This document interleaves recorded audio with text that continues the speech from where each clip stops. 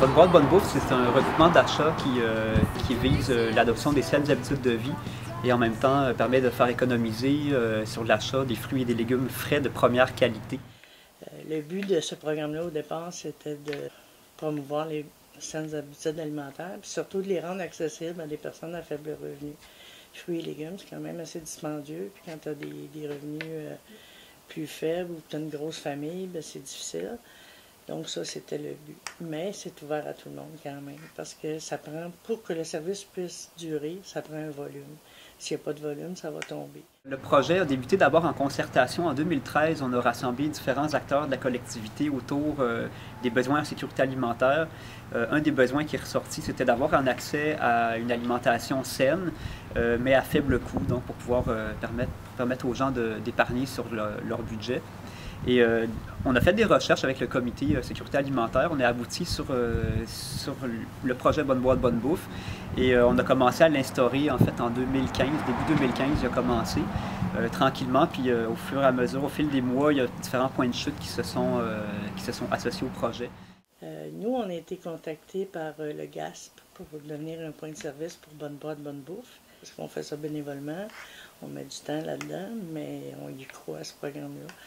Au point de faire de la publicité, d'aller chercher des partenaires qui peuvent faire de la publicité pour le programme. Donc au total, il y a 5 points de service qui sont offerts à la population à Granby et à Waterloo. Par exemple, il y en a 3 à Granby qui sont ouverts plus largement à toute la population.